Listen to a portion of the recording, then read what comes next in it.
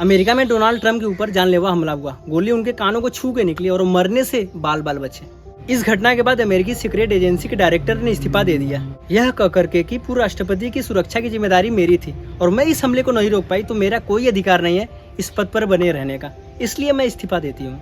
अब सवाल ये उठता है कि क्या यह चीज भारत में संभव है? तो सीधा सा जवाब है ना। भारत में पिछले 5 सालों में 65 पेपर लीक हुए हैं। क्या शिक्षा मंत्री ने इस्तीफा दिया? ना, उल्टा वो अपनी गलती मानने को तैयार तक नहीं है। भारत में 2015 से लेकर 2023 के बीच में 449 रेल दुर्घटनाएं हो चुकी हैं। ओडिशा में 2023 में एक रेल दुर्घटना हुई थी जिसमें 300 लोगों ने अपनी जान गंवाई थी। क्या रेल मंत्री ने इस्तीफा दिया? ना। इंडिया में यही एक सबसे बड़ी दिक्कत है कि कोई अपनी गलती मानने को तैयार तक नहीं है, चाहे आम जनता हो या मंत्री जी हो। और गलती में गिरावट वहीं आती है जहाँ गलती स्वीकार की जाती है, बट हमारे यहाँ ऐसा होता दिख नहीं रहा है। और अगर किसी मंत्री या अधिकारी के समय में बार बार दुर्घटना हो रही है तो उसे इस्तीफा देना भी चाहिए, क्योंकि आपको आम नागरिक के टैक्सेस से सारी फैसिलिटीज दी जाती है चीजों को सही ढंग से करने का। और जब आप चीजों को सही ढंग से नहीं कर पा रहे हैं तो आपको कोई अधिकार नहीं है उस पद पर बने रहने का।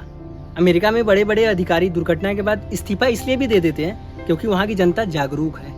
तो अगर हम भी अपने देश और अपना विकास चाहते हैं तो हमें भी जागरूक, शिक्षित और समझदार होना होगा। धन्यवाद।